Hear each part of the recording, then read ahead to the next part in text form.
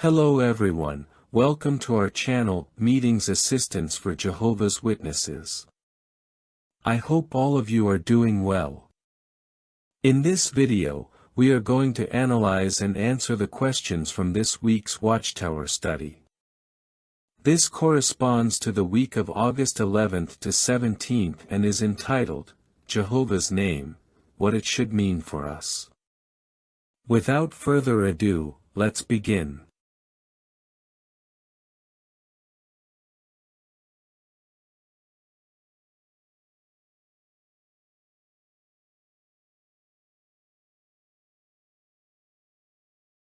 Let's look at questions 1 and 2.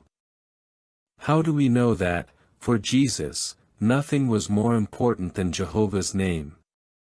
We know this because Jesus dedicated his entire life to honoring and defending Jehovah's name, even giving his life and yielding his authority to sanctify it. Jesus came, taught, performed miracles, and prayed in Jehovah's name, showing that for him it was essential to make it known and protect its reputation. Additional comments. Mark 14:36 and Hebrews 10:7-9 show how Jesus accepted doing Jehovah's will even though it meant dying. This teaches me that for him, defending his Father's name was more important than his own life. According to John 17:6 and 26, Jesus made Jehovah's name known to his disciples so they too would love and respect it. In this way, he ensured that appreciation for his Father's name would continue even after he was no longer on earth. Let's look at question 3. What will we see in this article? We will see that true Christians bear Jehovah's name by declaring the good news of the kingdom, and that we should reflect on what that name means to each one of us. Additional comments. 1 Peter 2:21 reminds us that our goal is to follow Jesus' steps, and that includes valuing and defending Jehovah's name, just as he did in his ministry. This motivates me to ask myself whether my daily actions show the same respect. Matthew 24:14 shows that the preaching work goes hand in hand with bearing Jehovah's name.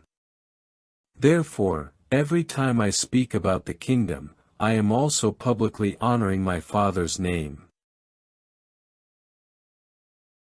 Let's move on to the first subheading, A People for His Name. Let's look at question 4, part A. What did Jesus tell his disciples just before returning to heaven? He told them they would receive power when the Holy Spirit came upon them and that they would be his witnesses to the ends of the earth. Additional comments. In Acts 1:8, Jesus made it clear that the preaching would be worldwide and that his followers would act as his witnesses. This reminds me that being a witness means representing, through our words and actions, the one we follow. Let's look at question 4, part B. What question are we going to answer? We are going to answer whether the disciples were to be witnesses of Jesus only, or also to know Jehovah's name. Additional comments.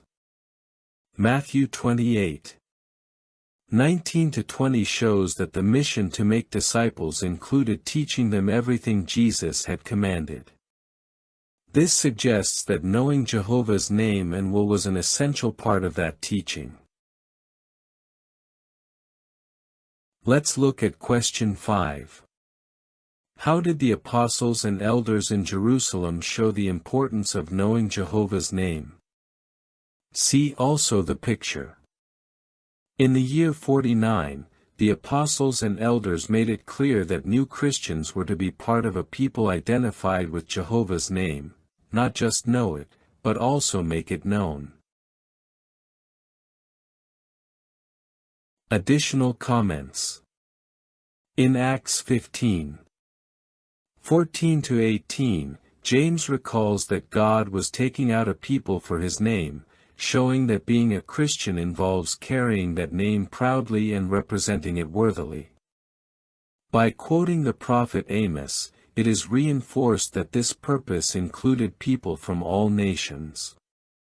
This helps me see that Jehovah's name unites his servants regardless of their origin or culture. Let's look at questions 6 and 7, Part A. Why did Jesus come to earth? Jesus came to earth to give his life as a ransom for humankind, thus making possible the forgiveness of sins and everlasting life.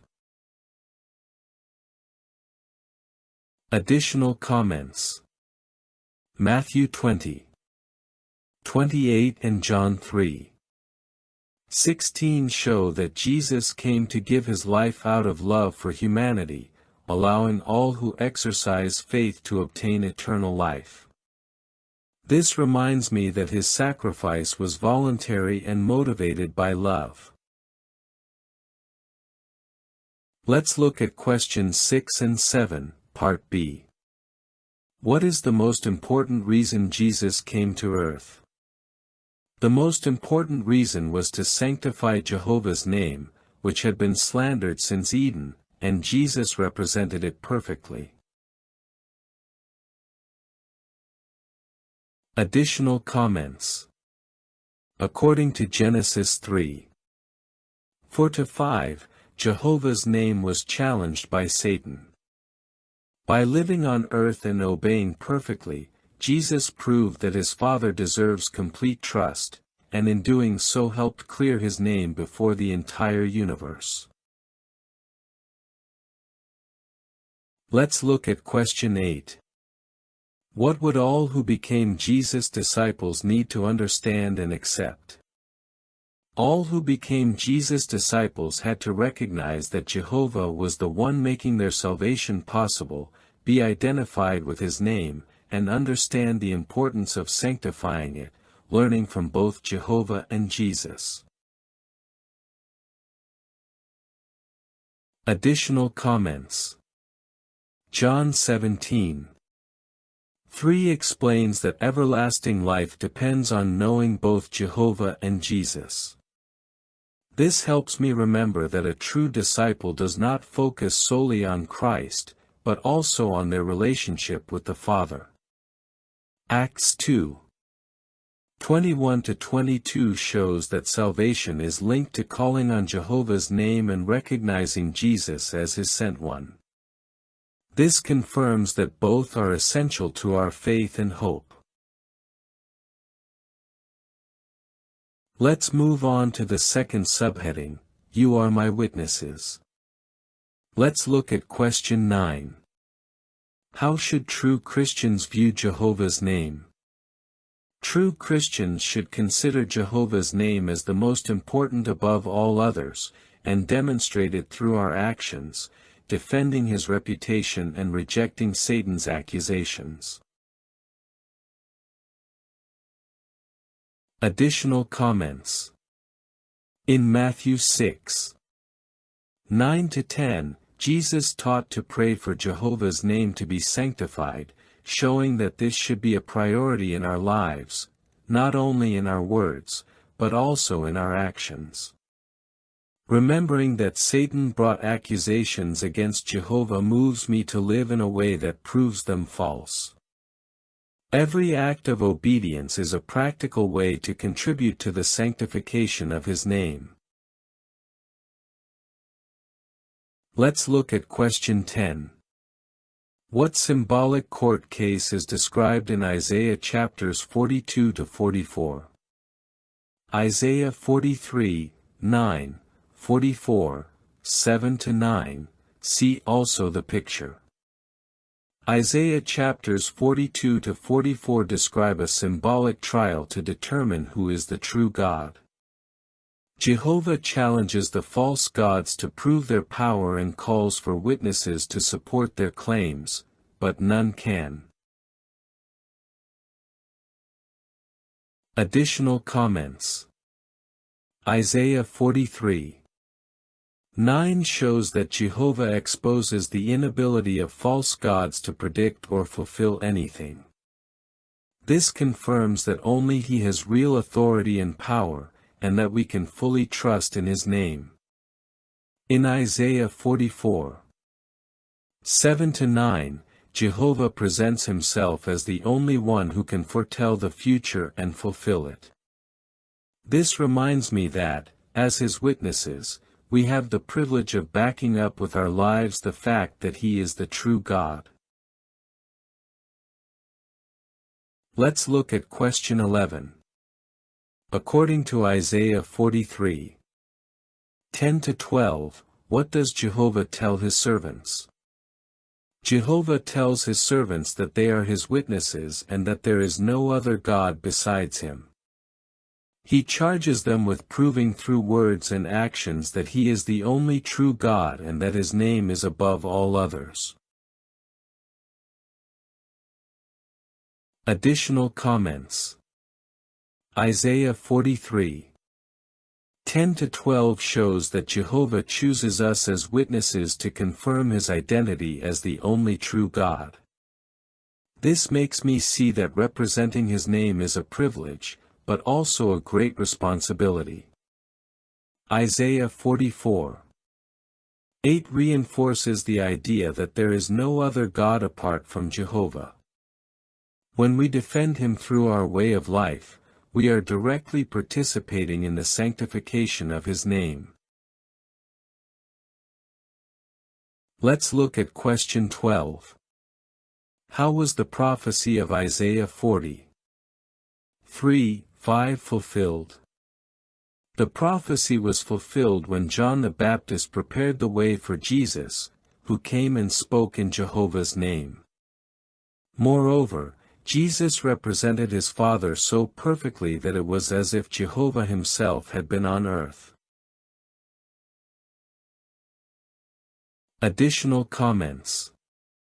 Isaiah 40:3 was fulfilled through the work of John the Baptist, who announced the arrival of Jesus. This teaches me that preparing the way for others to come to know Jehovah is a valuable and necessary work. Isaiah 40:5 and John 12:45 show that seeing Jesus was like seeing Jehovah Himself. This reminds me that Jesus' words and actions perfectly reflected the personality and glory of His Father. Let's look at question 13. How can we imitate Jesus? We can imitate Jesus by defending Jehovah's reputation, speaking about His works, and explaining what Jesus has done and will do to sanctify Jehovah's name, thus following the example of Jehovah's most important witness. Additional comments.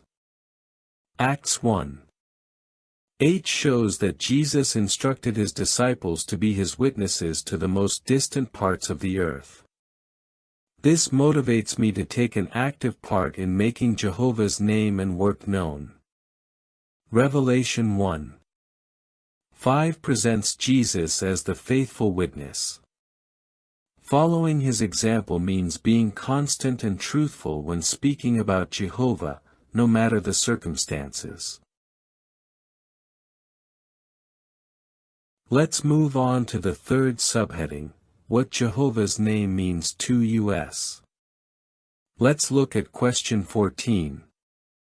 As indicated in Psalm 105:3, what do we feel for Jehovah's name?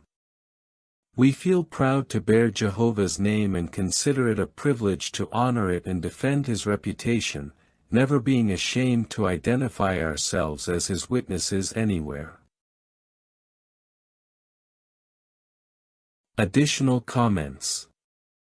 Psalm 105:3 3 shows that speaking about Jehovah's name is a source of joy and pride.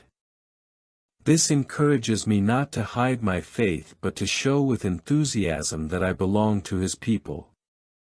Jeremiah 9:23-24 reminds us that the most valuable thing we can boast about is knowing and understanding Jehovah. This helps me to focus on what truly matters, instead of seeking human recognition. Let's look at question 15. What does it mean to call on Jehovah's name? Calling on Jehovah's name means knowing Him deeply, trusting in Him, seeking His help and guidance, and speaking to others about His name and qualities to motivate them to seek His approval. Additional comments. Joel 2:32 and Romans 10:13-14 show that calling on Jehovah's name is directly connected to receiving salvation.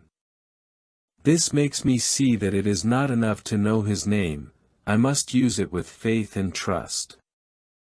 Isaiah 12:4 highlights the importance of making His name known and encouraging others to draw close to Him.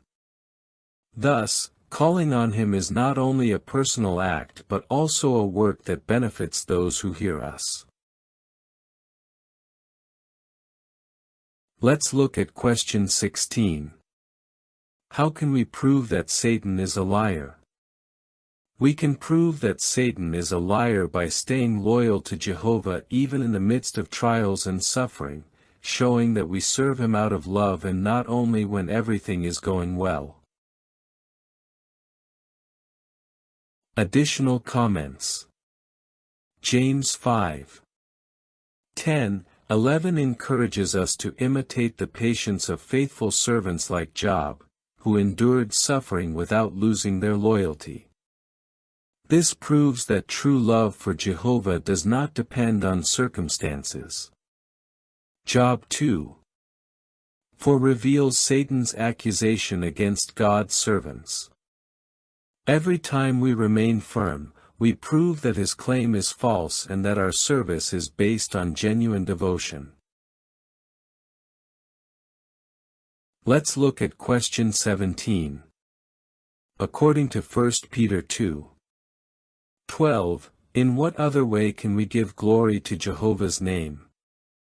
We can give glory to Jehovah's name by maintaining good conduct that honors Him and by avoiding actions that could damage His reputation, both in what we say and in what we do. Additional comments. 1 Peter 2:12 shows that exemplary conduct can make others speak well of God, even those who once criticized us. This reminds me that our actions are a constant testimony. Proverbs 30:9 warns that our choices can either honor or dishonor Jehovah's name.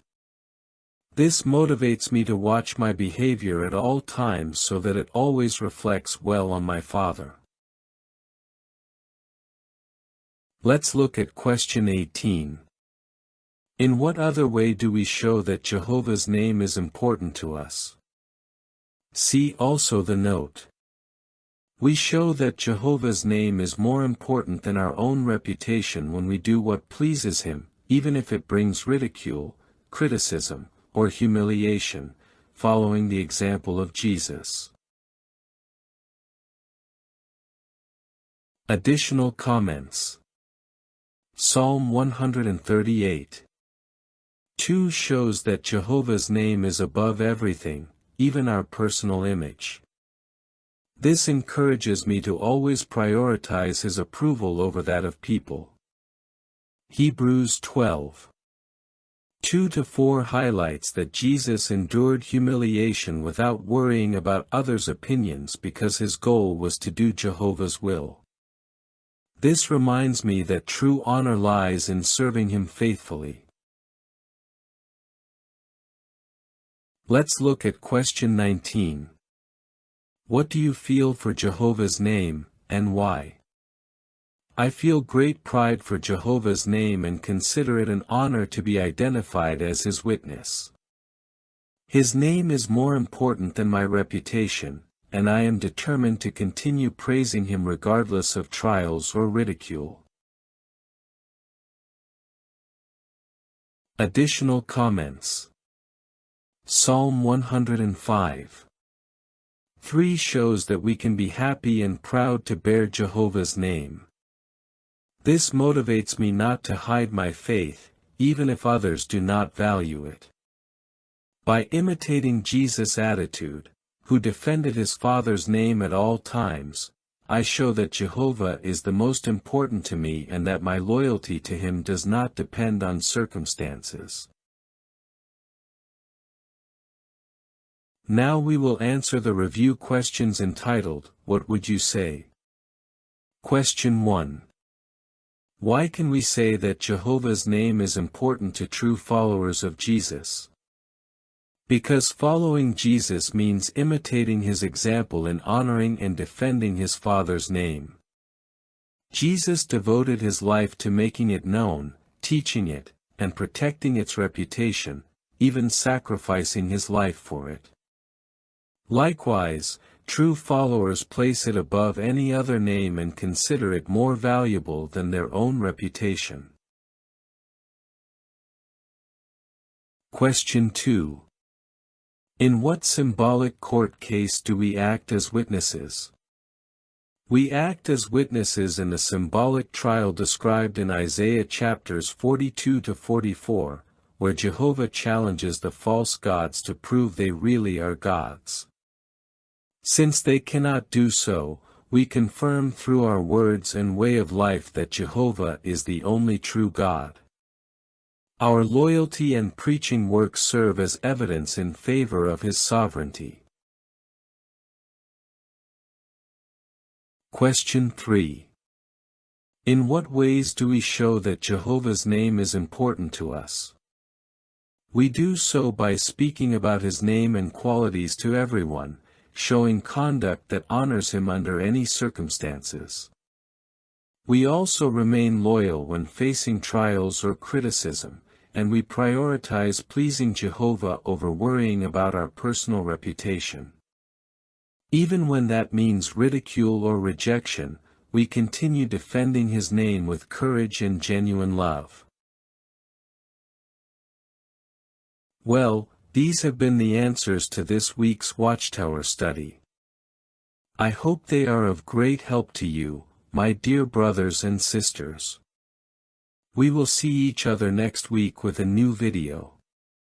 I send you a big hug, and may Jehovah bless and protect you always.